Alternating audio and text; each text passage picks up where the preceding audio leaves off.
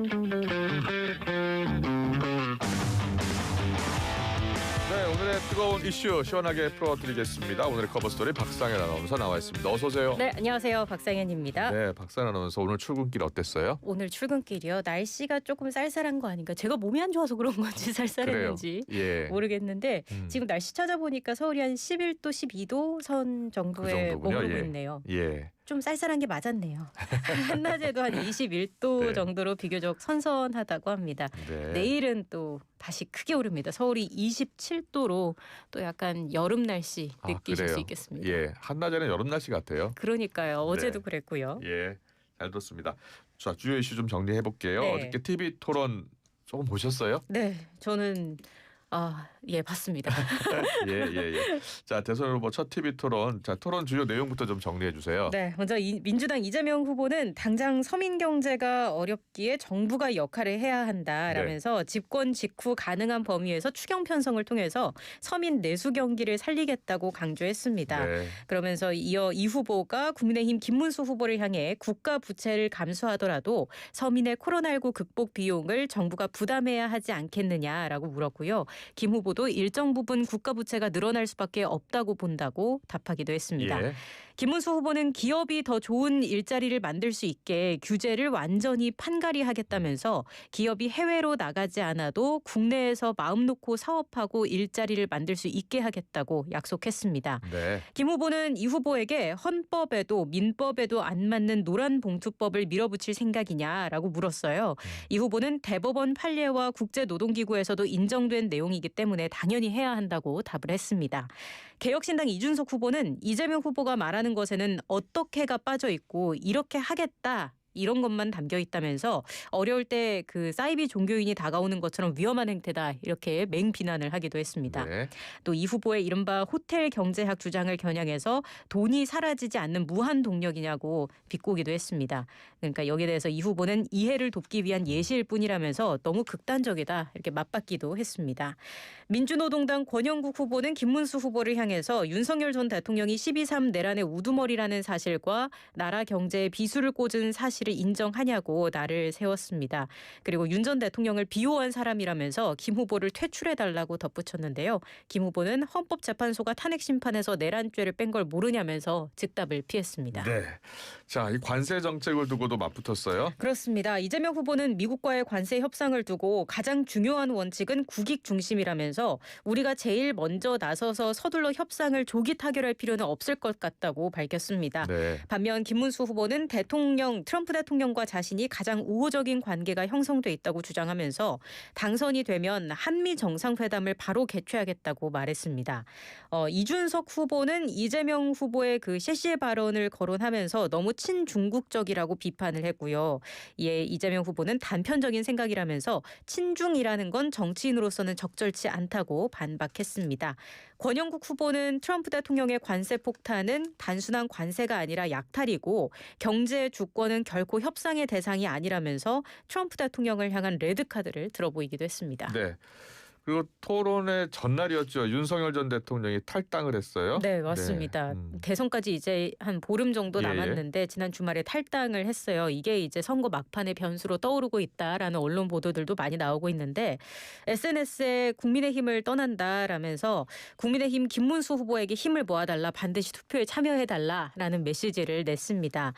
대선을 얼마 남지 않은 상황에서 윤 전 대통령이 이렇게 국민의힘 탈당 의사를 밝힌 건 중도층을 끌어안기 위한 포석이라는 분석이 나옵니다. 또 윤 전 대통령의 탈당 직후에 측근인 석동현 변호사도 김문수 후보 선거대책위원회에서 물러났습니다. 그래서 국민의힘은 윤 전 대통령의 자진 탈당으로 대선 전열 정비를 위한 전기가 마련됐다라고 자평을 하고 있는 상황이고요. 네. 한편 윤 전 대통령 탈당을 두고 민주당은 비판의 목소리를 냈습니다. 민주당 선대위 박경미 대변인은 위장 탈당쇼라는 단어를 썼어요. 네. 위장 탈당쇼로 내란의 강을 건널 수 없다라면서 윤 전 대통령을 제명하지 못한 국민의힘은 내란의 강에서 익사 직전이다라고 주장했습니다. 네. 또 선거 이슈 가운데 개헌 이슈가 불거졌습니다. 네. 민주당 이재명 후보 또 국민의힘 김문수 후보 대통령 5년 단임제를 바꾸자는 개헌안 같은 의견이에요? 네, 일단은 큰 틀에서 보면 같습니다. 예. 먼저 이 후보는 페이스북을 통해서 대통령의 책임을 강화하고 권한을 분산해야 한다. 대통령 4년 연임제 도입으로 정권에 대한 중간 평가가 가능해지면 그 책임성도 강화될 것이라면서 4년 연임제 개헌을 주장했습니다. 이 후보는 여기에 국회 추천을 통한 국무총리 임명, 네. 검찰총장이나 방송통신위원장 임명 시 국회 동의 의무화 이런 좀 대통령의 권한을 분산하는 내용을 개헌안에 포함하자고 제안했습니다. 네. 김문수 후보도 4년 중임제 도입 및 불소추 특권 폐지 등을 골자로 하는 개헌안을 발표했습니다. 네. 역시나 대통령의 권한에 대한 구체적인 조정도 대폭 받아들였고요.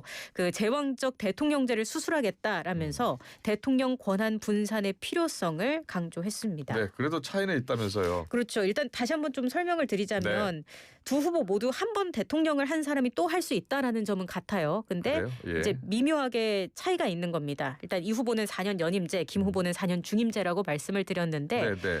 임기 문제가 일단 있습니다. 김 후보는 이번 21대 대선에서 당선될 대통령의 임기는 3년으로 단축하되 그 이후부터는 대통령 4년 중임제 개헌이 필요하다는 걸 주장하고 있는 네네. 겁니다. 다음 대선은 2028년에 치르자는 제안인 거고요. 예. 이재명 후보는 대통령 4년 연임제와 대선 결선 투표제 도입, 말씀드린 것처럼 또 국무총리 국회 추천 등을 골자로 한 개헌 구상을 밝혔죠.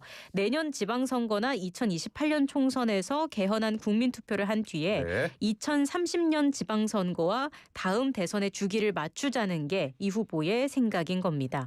일단 임기 문제는 신중하게 고려할 필요가 있다라면서 개헌보다 더 중요한 건 국가 안정과 민생 회복이라면서 임기 단축안을 사실상 배제한 거고요. 그리고 양측은 이 후보가 사용한 그 연임의 의미를 두고도 견해차를 보였습니다. 네. 김 후보는 연임제는 대통령이 2회 재임한 후에는 한 번 쉬고 다시 또 재임할 수 있는 걸 의미한다면서 연임제라는 표현 속에 장기 집권의 여지를 두고 있는 건 아닌지를 밝혀야 한다고 지적했는데요. 이에 이 후보 측 윤호중 총괄선대 본부장은 이 후보의 연임제에 대해서 4년 임기 뒤에 한 번 더 재도전할 수 있는 제도를 의미하는 거지 쉬었다가 또 하는 방안 등은 포함되어 있지 않다고 일축했습니다. 네. 그리고 어제가 5.18 민주화운동 기념식 날이었습니다. 네. 자, 대선 후보들이 5.18 정신의 헌법 전문 수록을 약속했어요. 네, 먼저 이재명 후보 5.18 정신의 헌법 전문 수록은 구 여권도 5.18만 되면 말로는 동의하지 않았느냐라면서 5.18 문구를 반영하는 것이라도 합의가 된다면 내년 지방선거에서 개헌할 수 있다고 생각을 하지만 구 여권이 워낙 말을 잘 바꾸니 지금 상황으로 보면 실현 가능성이 작아 보이기도 한다라고 말을 했습니다.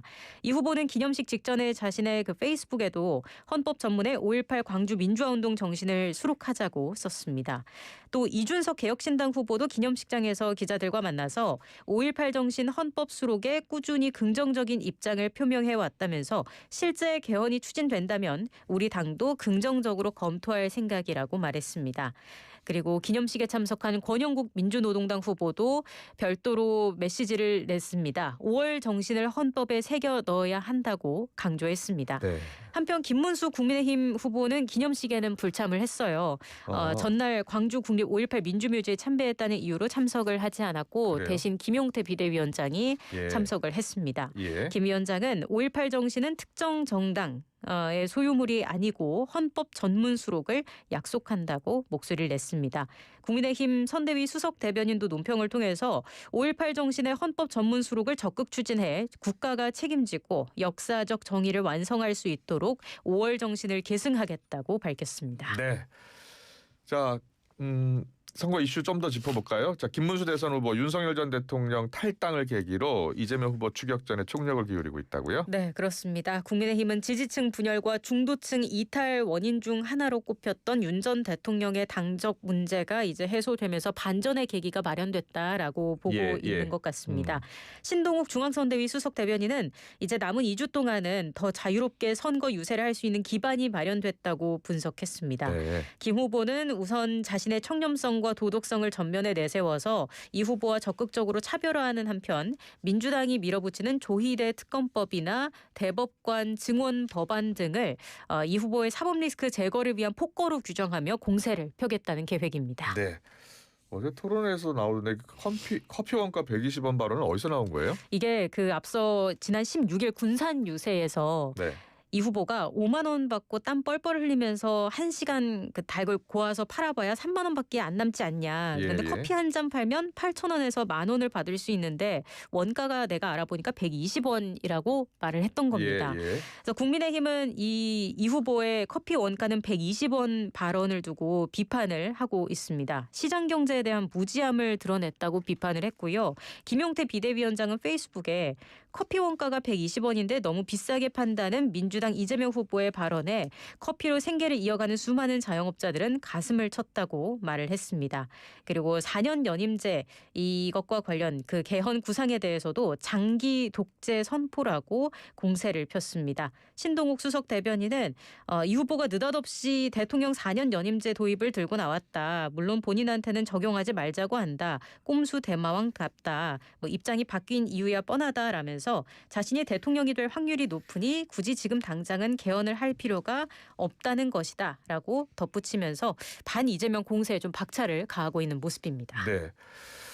민주당은 이 커피 원가 120원에 대해서 뭐라고 이야기하고 있습니까? 일단은 국민의힘 김용태 비대위원장을 서울지방경찰청에 고발하겠다고 밝혔습니다. 예. 이건태 선대위 법률 대변인은 브리핑을 통해서 김 비대위원장의 페이스북 글은 네. 명백히 후보자의 낙선을 목적으로 한 허위사실 공표라고 주장했습니다. 이 대변인은 이 후보는 자영업자가 커피를 너무 비싸게 판다는 말을 한 사실이 없다. 네. 이 후보의 발언은 국민의 계곡 이용권을 보장하면서도 거기서 장사하는 분들의 생계를 보장해주기 위해 최선을 다했다는 취지라고 설명했습니다. 예. 그러면서 이 후보는 5년 전 커피 한 잔에 들어가는 원두의 원가를 말한 거고 그 외에 인건비나 부자재비, 인테리어비 등 제반 비용을 말한 것이 아니라고 덧붙였습니다. 네. 법적 공방까지 이어진 거예요. 네. 자, 그리고 보수 인사들이 잇따라 민주당 입당 이재명 후보 지지를 선언하고 있어요. 네, 그렇습니다. 일단은 국민의힘 탈당한 무소속 김상욱 의원이 어제 민주당 입당을 선언을 했습니다. 김 의원은 광주 5.18 민주묘지 참배 후에 기자회견을 열었는데 국민의힘 탈당 후에 어느 정당에서 어떤 역할을 할지 고민을 해오다가 민주당과 함께하기로 결정했다라고 이야기를 했습니다. 김 의원은 이재명 후보가 대통령에 당선되면 권력은 항상 조심히 사용해야 하고 내부적으로 견제, 균형을 찾아가야 한다라면서 하지만 지금 국민의힘은 정당으로서 기능이 거의 마비돼 야당이 된다 해도 야당으로서 해야 할 견제 기능조차 수행할 수 없는 상태라고 지적했습니다. 이어서 야당이 기능을 못하는 상황이 돼버리면 답은 하나밖에 없다. 거대 집권 여당 민주당이 더 건강해지고 안에서 견제와 균형을 찾아내야 한다고 목소리를 냈습니다. 네. 그런데 김 의원뿐이 아니에요 지금. 그렇죠. 이 후보 지지를 선언한 보수 정치인들의 움직임이 계속 나오고 있어요. 네, 먼저 국민의힘 출신이자 개혁신당 정책위원장을 지낸 김용남 전 의원. 김용남 전 의원이요. 네, 예. 지난 17일 탈당과 동시에 이 후보 지지를 선언했습니다. 광주 김대중 컨벤션센터 광장에서 진행된 민주당 대선 유세 연설 도중에 이 후보의 소개로 깜짝 등장을 해서 그래요? 이재명 후보 지지 의사를 명확히 밝혔습니다. 김대중 전 대통령의 못다한 꿈을 이룰 사람이라 믿기 때문이라면서 이 후보 지지 이유를 설명했습니다. 그리고 개혁신당을 탈당한 허은하 전 대표도 SNS에 소위 민주당 합류 가능성을 내비친 거예요. 가능성이요? 네, 민주당 이재명 대선 후보의 중도 보수 확장 시도를 주의 깊게 지켜보고 있다라고 적은 겁니다. 허 전 대표는 지금은 권력 중심의 보수가 아니라 공동체와 책임, 상식을 회복하는 보수가 필요하다. 정치적 책임의 실종이라는 악순환에 빠진 지금의 국민의힘은 더는 보수라 할 수 없다면서 제가 꿈꿔온 건강한 보수의 회복을 구체적으로 설계하겠다고 말했습니다. 네, 잘 들었습니다. 박사인 아나운서의 커버 스토리였습니다. 내일 뵙겠습니다. 고생 많으셨습니다. 네, 고맙습니다. 울림이 계속되는 모든 것들을 우리는 명작이라고